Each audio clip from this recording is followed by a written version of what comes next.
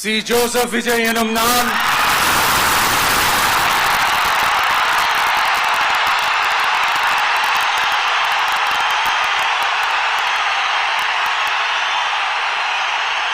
சட்டப்படி அமைக்கப்பெற்ற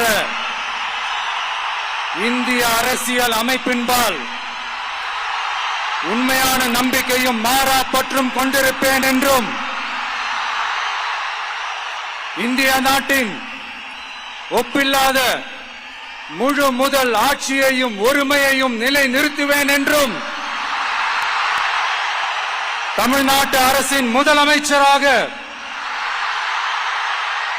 உண்மையாகவும் உளச்சான்றின்படியும் என் கடமைகளை நிறைவேற்றுவேன் என்றும்